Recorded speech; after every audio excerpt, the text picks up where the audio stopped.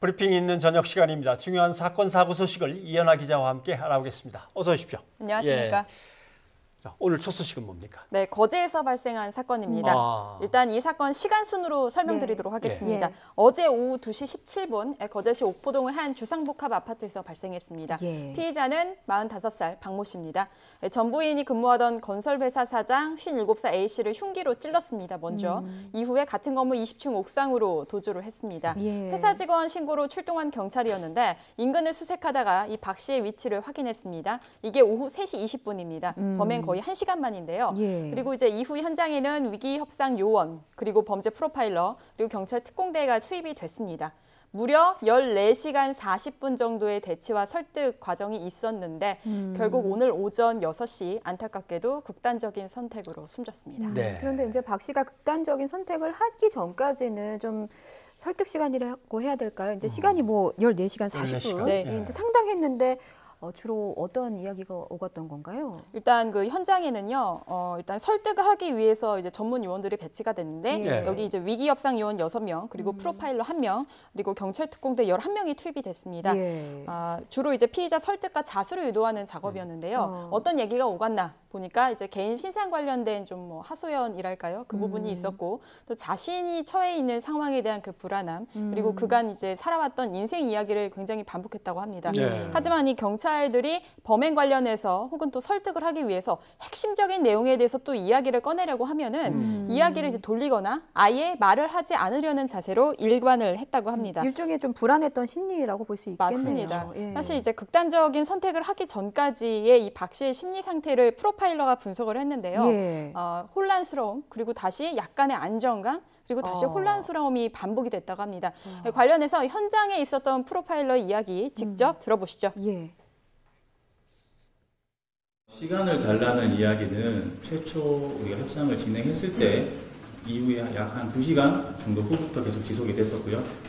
그런데 이제 혼자 뒀을 때 그 위험성을 저희가 감지를 했기 때문에 그 당시는 특별히 저희가 혼자 있을 수 없다라고 보고를 했습니다. 그리고 마지막에는 위기협상 전문가분들이랑 같이 이야기를 했는데 많은 안정감이 있었다라는 판단하에 자신이 투항을 할 것인지에 대해서 고민을 하겠다라는 취지로 이야기를 해서 그 부분에 대한 시간을 조금 줬던 상황이었습니다.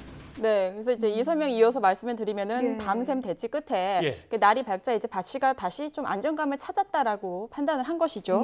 그러니까 박 씨의 멘트 중에서 이제 투항을 생각해보고 있으니 시간을 달라라는 요구 때문이었는데요.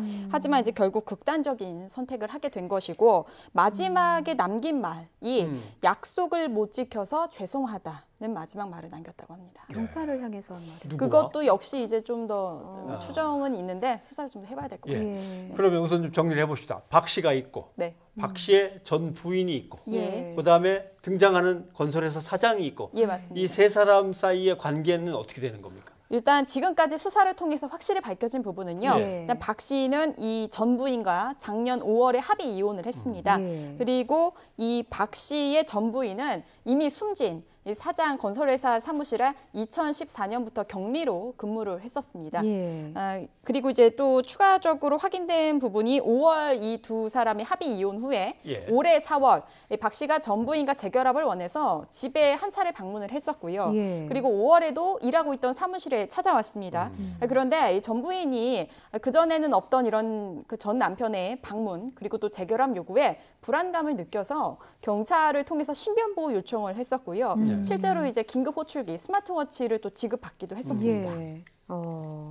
그렇다면은 어쨌든 그 사장을 현재 지금 살해한 것 아니겠습니까, 박 씨가? 범행 동기는 밝혀졌나요? 일단 범행 동기도 역시 경찰이 주력해서 수사하고 있는 부분입니다. 일단 범행 동기를 확실히 알려면 또 유서가 좀 중요한 단서가 될 수 있는데요. 일단 이 부분은 현장에서 발견이 됐습니다. 유서는 이 대치 중에 유서를 이 바닥으로 던졌습니다, 박 씨가. 근데 유서를 어디에 이제 있었냐면 휴대전화 우리가 그 케이스라고 하죠. 그 휴대전화 케이스와 휴대전화 그 기계 사이에 끼워서 바닥으로 던진 겁니다. 있습니다. 내용으로는 이제 전부인과의 문제로 인해 내가 먼저 간다. 뭐 이런 내용이었는데 사실 이 부분에 대해서는 지금 경찰이 유서의 전체 내용을 공개하지는 않았습니다. 네, 아마 수사 중인 상황인 거고요. 그리고 이 사건 관련해서 좀 온종일 좀 관심이 높습니다. 포털 사이트에도 좀 상위권으로 검색어가 올라갔죠. 그래서 이제 아마 이제 전부인과 숨진 사장 사이 내연 관계의 그 범행이 아니냐 뭐 이런 얘기도 나오고 있었는데요. 하지만 이 부분 수사 중인 상황이기 때문에 아직 확인이 되지 않습니다. 그래서 이 부분에 대해서도 섣불리 보도를 할 수 없는 부분인데요.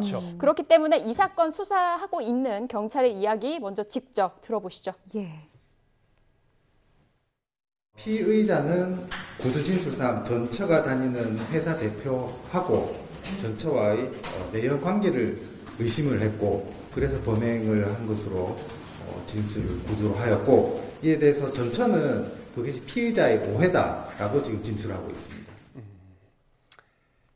이건 피의자의 전적인 오해다라고 하는 것인데 그렇다면 스스로 극단적인 선택을 했기 때문에 일단 수사를 어떻게 진행을 해야 됩니까? 일단 피의자의 박 씨 말씀하신 대로 이미 숨졌습니다. 그래서 이제 이 사건 수사하는 경찰은요. 사건을 공소권 없음으로 처리할 예정입니다. 하지만 수사는 계속 진행합니다. 이 박 씨의 이 사건 전후 행적 그리고 범행 동기 혹시 이제 과거에 정신병력이 있었는지 등 전반적인 수사는 예정대로 진행할 것입니다.